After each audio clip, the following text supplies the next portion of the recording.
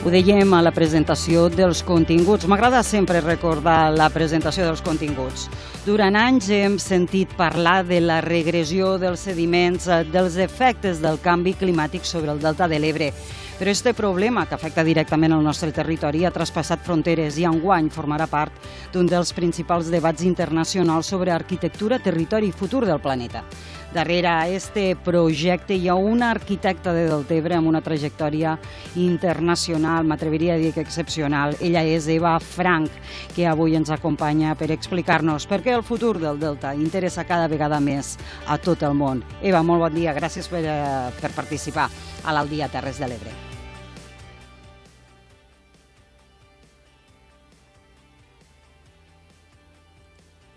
Eva no està. Eva ara mateix no està. Doncs esperarem a Eva, perquè és molt interessant l'entrevista que tindrem ara. Hola, Eva? Hola? Hola, bona tarda. Hola, molt bona tarda. Dic, bueno, ara ho comentava als oients, fa un moment estava aquí la Eva, ara no està, però sí, segur que tornarà, i has tornat, perfecte, perquè és important aquest tema que tractarem avui. Deltebre arriba al món, per dir-ho d'alguna manera. Eva, què significa per a tu que una investigació nascuda al Delta hagi estat seleccionada entre només 12 projectes de tot el món?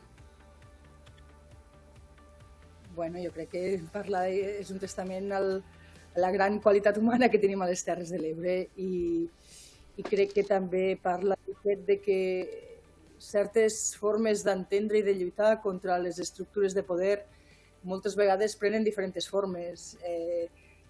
Aquesta instal·lació, podríem dir, va començar fa 25 anys quan estàvem a les portes dels despatxos de Brussel·les intentant convèncer als diputats que no firmessin la subvenció econòmica per al Pla Hidrològic Nacional. No?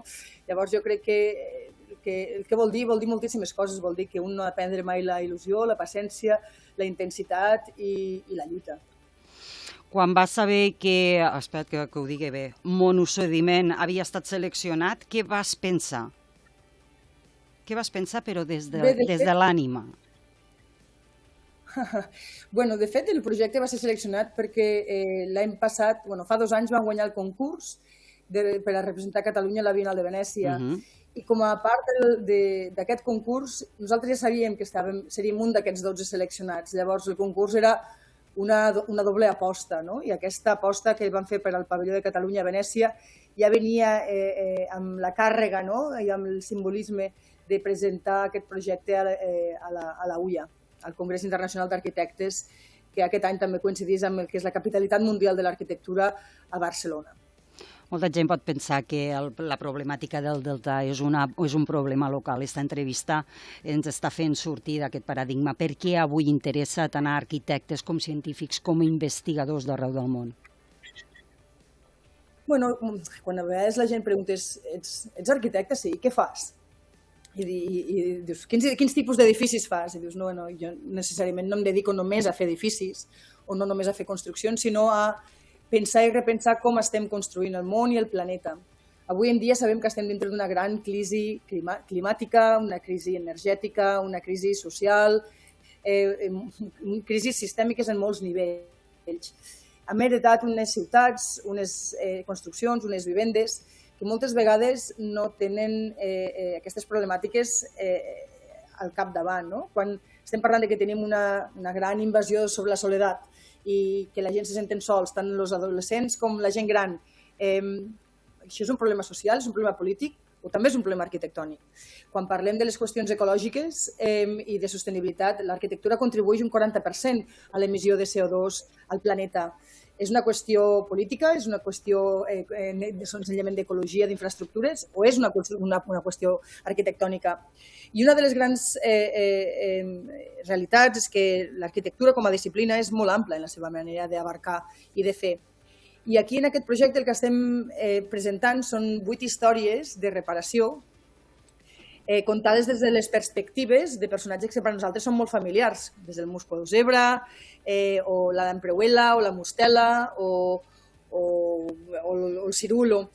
Però aquestes històries no parlen només de la història bàsica de dir hem de lluitar contra la mosca negra, com ho fem, sinó que en realitat tenim un problema als nostres pobles, perquè ara tenim unes espècies que, elles no són invasores, elles no ens van envair, no? Elles han aparegut perquè un ecosistema ha sigut canviat, modificat d'una forma artificial humana, no? Des d'una posició política i enginyeril, i s'ha construït un hàbitat que els permet viure d'una manera i expandir-se en formes que fiquen en perill moltes de les espècies autòctones que hem tingut.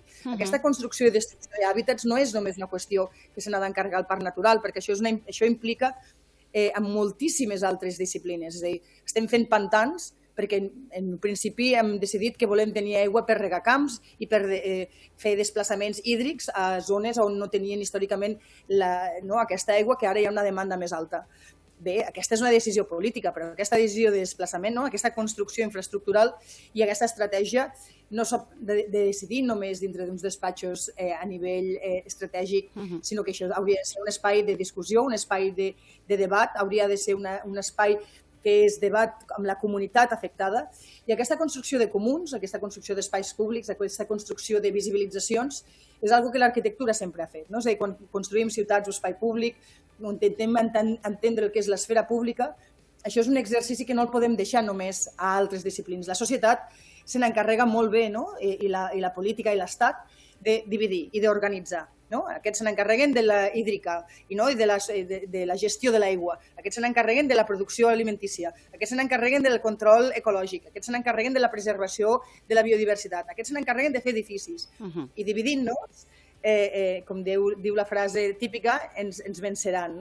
Llavors, l'arquitectura, com a disciplina, el que fa és ajuntar lo social, lo polític, lo ecològic i lo econòmic en una aspiració col·lectiva.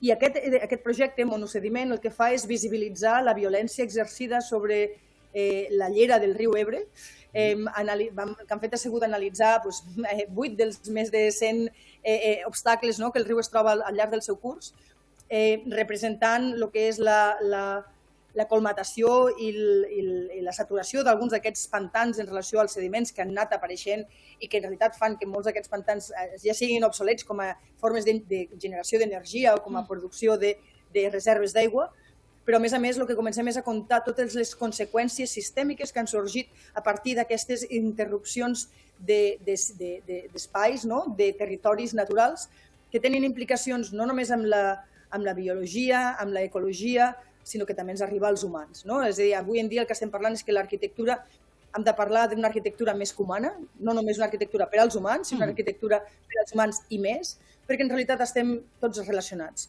En el moment en què estem entenent que hem de pensar quines arquitectures han facilitat, per què el fet que tinguem pantans, hi hagi retenció de sediments, hi hagi menys turbulència a les aigües, hi hagi més transparència, hi hagi més llum que arriba a superfícies més profundes, hi hagi certes algues que creixen, que això permeti també que després altres espècies tinguin la capacitat de continuar. Vaig a fer una pregunta. Arquitectura. Gràcies. Dins de Monosediment hi ha, entre altres coses, perquè ja ho estàs explicant tu i és molt bé, però ja parleu de noves formes de governança. Què vol dir això exactament, Eva? Bé, nosaltres hem assumit d'una forma molt pacífica de que hi ha una conca del riu Ebre, que hi ha la Confederació Hidrogràfica de l'Ebre, que en si mateixa ja és una institució bastant pionera en relació a lo que és la governança d'un riu, però que també sabem que ve d'un període polític, d'un règim de democràtic que tenia molt poca cosa, que en realitat, encara que hi hagi una confederació, no vol dir que tingui un espai d'escolta i de negociació i de debat en relació amb totes les comunitats afectades, però uns nous espais de governança comença per constituir-nos nosaltres com a en anglès hi ha una paraula que és molt bonica, és like stewards, com a persones que som els cuidadors d'aquest riu i que som partícips i habitants. Llavors, aquí el que hem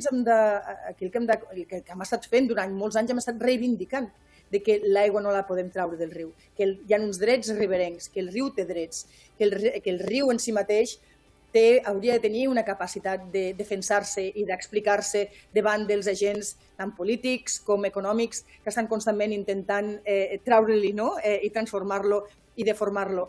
i que aquí, en aquest espai de defensar aquest espai comú, no? La idea de qui té la capacitat d'entendre els comuns, és algo que nosaltres des d'aquest projecte estem reivindicant, que aprofitant les grans iniciatives cíviques, no? I ciutadanes que hi ha hagut al voltant del riu Ebre i que continuen a haver-hi, nosaltres creiem que és un gran exemple per a reflexionar no només sobre el riu Ebre i el delta de l'Ebre, perquè en realitat tot això és una reflexió sobre el delta i la subsidència i la regressió i la pèrdua en relació al creixement natural que el delta hagués tingut si haguéssim continuat sense les preses.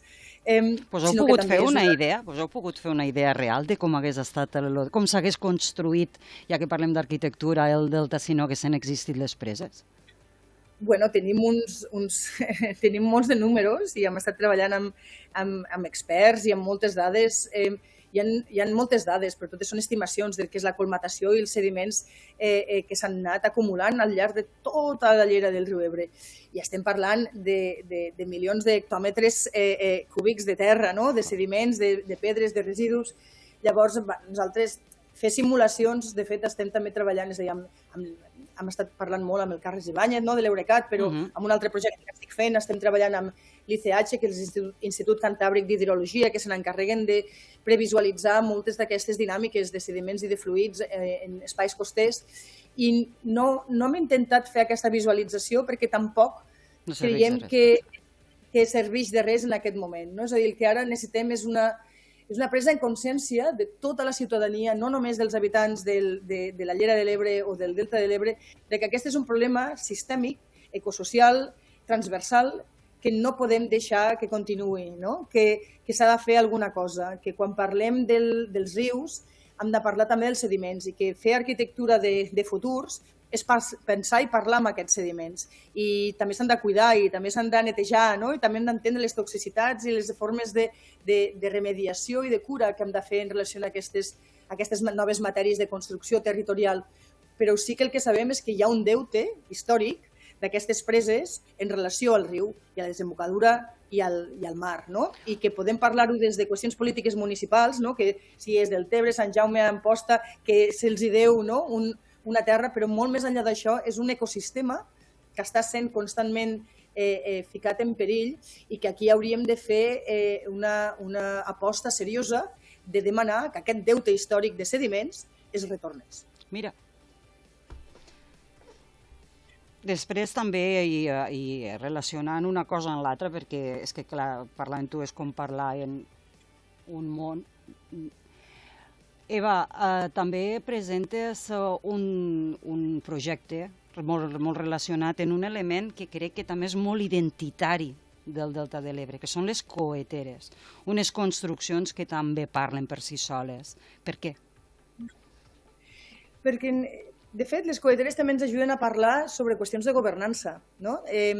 En un moment en què la pagesia no van ser capaços d'aconseguir assegurances, no? Instruments econòmics, polítics, administratius per defensar-se davant de les tempestes de pedregades, es va decidir construir una cooperativa, un consorci de defensa a l'atmosfera, no? És a dir, si ho pensem, és bastant èpic que de sobte decidim juntament amb l'Observatori de l'Ebre, no? En aquell moment, situar de forma estratègica dintre del territori 30 i algo, no? Coeteres, per de forma estratègica tenir uns coeters que la seva responsabilitat era mirar el cel a finals d'agost i a principis de setembre i que si veien la formació d'un cumulonimbus, en el moment adequat, en l'hora adequada, fos l'hora que fos del dia, tirar un coet o a 1.000 o a 3.000 metres perquè el sulfur de plata, no? Que va ser una combinació química que es va descobrir al voltant del 1940, no? És a dir, el Chris Vonnegut, que és de fet el cosí del Vonnegut, del gran escriptor, no? I això era una qüestió científica pionera d'aquella època, decidir tirar iodur de plata perquè en realitat el que feia a través del moviment de l'aire, no? de les partícules dintre d'un cumulonimbus, que és un d'aquests grans núvols que tenen com a quasi 8 quilòmetres d'altura, accelerar aquestes partícules perquè l'aigua que estava pujant d'una forma accelerada no pugés fins a dalt, sinó que es precipités i que acabés ploguent abans de que caigués pedra. Clar, va haver-hi durant moltes dècades que van, no? Els coeters. L'altre dia vaig estar al Tramuntano i vaig estar parlant amb un dels coeters que encara estan aquí per explicar-nos, no? Les dinàmiques, com ho feien, com funcionaven. en realitat encara hi ha molt poca evidència científica de que això realment funcioni, perquè no podem fer una maqueta 1 a 1 de l'atmosfera. Però sí que el que ens parla, i jo crec que tots aquí també a la Terra n'érem conscients, no? Que la gent de la Garriga, la gent del secà, estan tirant coets al delta, no? Això tindrà conseqüències a l'hora de les pluges del secà. Qui té el dret de governar l'atmosfera? Qui té dret de modificar el temps? Ara que estem vivint unes temperatures... Això és totalment actual al Japó. És a dir, qui té el dret? És a dir, és el govern, és la comunitat. Prioritzem les collites, prioritzem les persones. Què prioritzem? I qui decideix? No tenim una manera de discutir aquest espai col·lectiu de qui té el dret de fer certes coses. I, evidentment, les coeteres van deixar de funcionar als anys 80, però sabem que a l'estat espanyol i que en moltíssims països encara existeix. Els directes, qui decideix és el temps. Se'ns ha tirat a sobre. Estaríem hores i hores escoltant-te, perquè a veure, totes les teues investigacions doncs, aporten moltíssima informació que val la pena. T'emplaçarem un altre dia, sempre que estigues fent alguna cosa, ja saps que et truquem.